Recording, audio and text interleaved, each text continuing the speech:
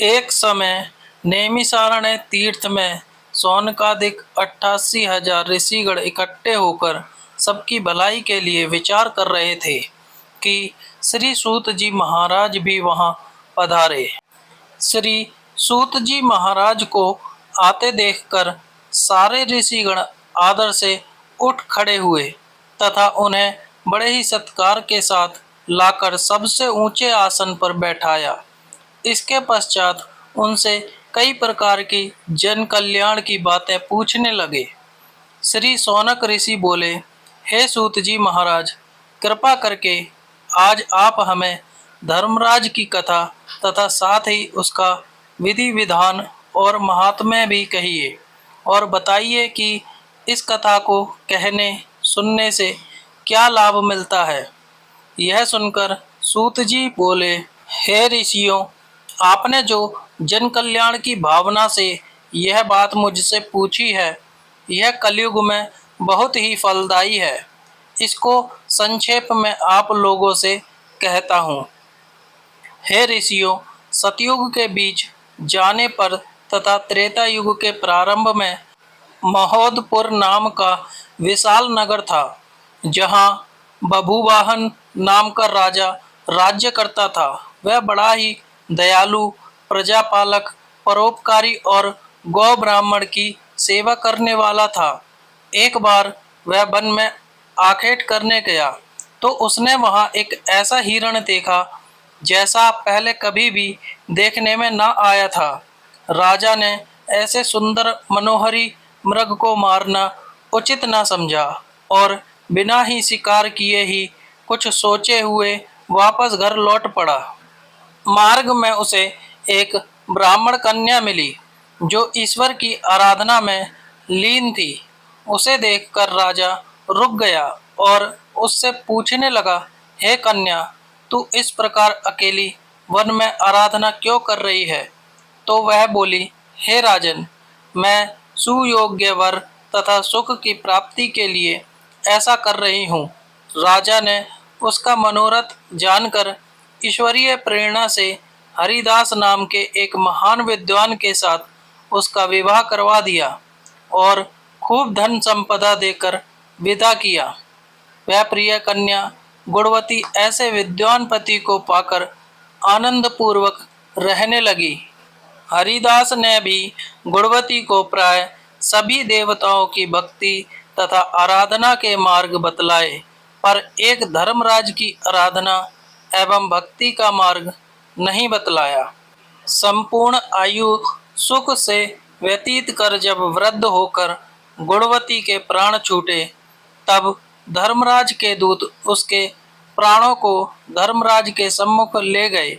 गुणवती ने वहां देखा कि धर्मराज की पूरी सर्व धातुओं के परकोटे से घिरी हुई है और उसके चारों ओर ऊंची ऊंची अट्टालिकाएं और बड़े बड़े दरवाजे बने हुए हैं, जिसमें से पूर्व के दरवाजे में सोने की, उत्तर के दरवाजे में हीरे की पन्नों की, पश्चिम के दरवाजों में चांदी के तथा दक्षिण के दरवाजे पर सर्वधातु की निशानियां लगी हुई हैं। उसे देख गुणवती ने बड़े ही कष्ट से निशानी पर चढ़कर धर्मराज के पुर में प्रवेश किया। वहां उसने अत्यंत मनोहर धर्मराज के मंदिर और वहां के विशाल ठाट बाट को देखा। इसके बाद दूत उसे धर्मराज के सम्मुख ले गए, जो एक विशाल रत्न जड़ित सिंहासन पर विराजमान थे, जहां बैठकर वह प्राणियों का लेखा जोखा ले रहे थे। गुणवती धर्मराज के विशाल तथा तेजस्वी रूप और उनके भयानक दूतों को देखकर भयभीत हो उठी और कांपने लगी।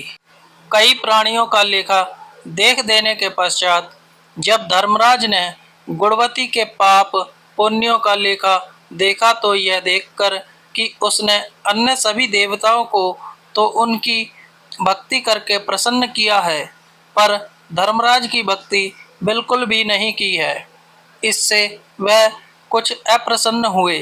धर्मराज को इस तरह नाराज देखकर गुणवती ने पूछा, हे महाराज, आपके मन में ऐसी क्या बात आई है कि जो आप नाराज हो गए हैं। धर्मराज ने कहा, हे गुणवती, तूने सभी धर्म कर्म किए और सभी देवताओं की आराधना व पूजा की है, पर मेरे लिए तूने कुछ भी नहीं किया। बस यही बात मेरे मन में आ रही है। हे गुणवती, तू ही बता कि यह सत्य है या नहीं। यह सुनकर गुणवती ने कहा, हे भगवान, मैं आपकी भक्ति या आराधना का ढंग नहीं जानती थी, इसलिए उन्हें नहीं कर सकी। अतः यदि आप मुझे फिर से जीवन दान दें और अपनी भक्ति का मार्ग बतलाने की कृपा करें, तो मैं वह भी कर आऊं। यह सुनकर धर्मराज बोले, हे गुणवती, मैं अपनी भक्ति तथा पूजा का विधि विधान तुम्हें बतलाता हूँ। हे गुणवती, सूर्य उत्तरायण होने के समय मकर संक्रांति के पर्व से मेरी भक्ति अर्थात कथा तथा पूजा शुरू की जाती है और अगली मकर संक्रांति के आने पर समाप्त की जाती है।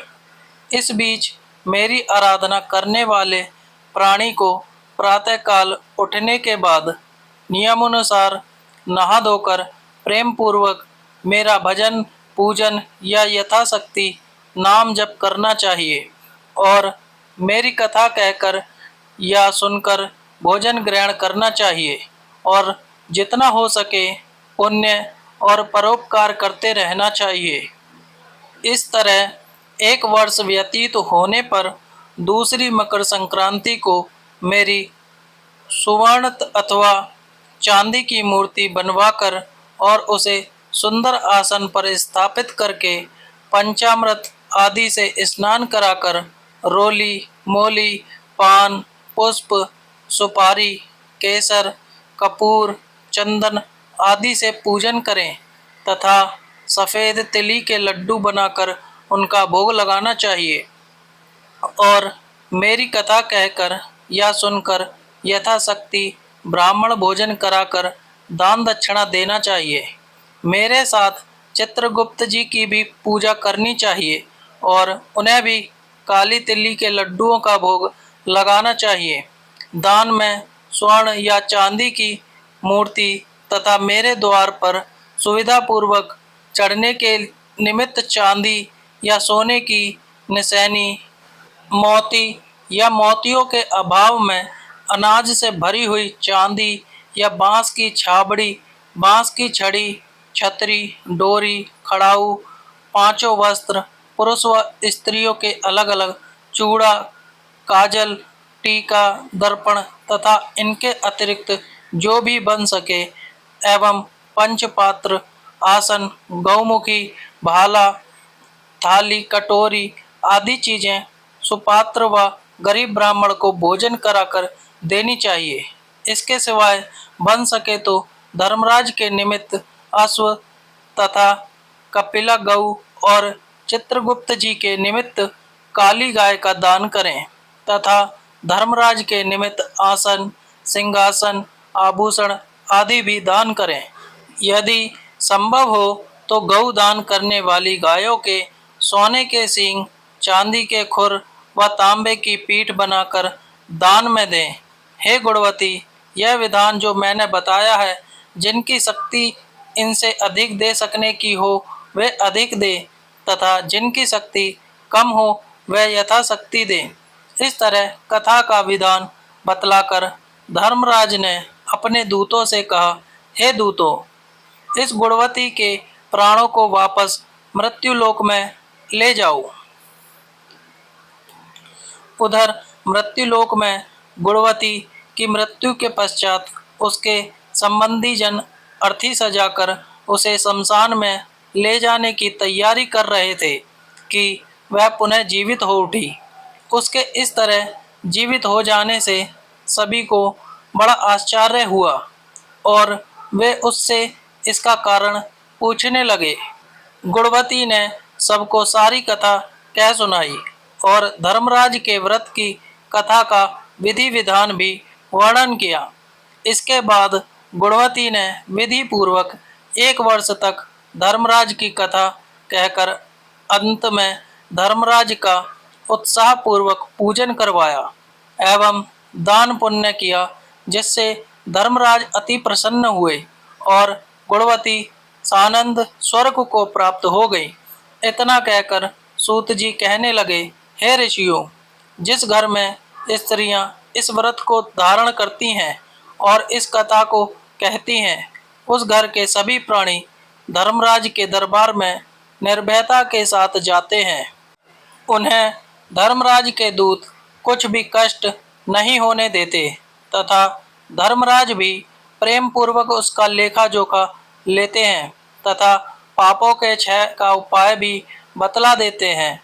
अतः जो भी इस कथा को विधि पूर्वक कहते या सुनते हैं, उन्हें मृत्यु काल में यमराज के दूत कष्ट नहीं पहुंचाते और उन्हें गरुड़ पुराण में बतलाए हुए धर्मराज की पूरी के मार्ग में जाने में भी कोई कष्ट नहीं होता। इस तरह वे प्राणी सहज ही में वैकुंठ को प्राप्त हो जाते हैं। इसमें कोई भी संदेह नहीं है। वीडियो अगर पसंद आया हो तो वीडियो को लाइक और चैनल को सब्सक्राइब करें और अपने दोस्तों के साथ शेयर करें। धन्यवाद।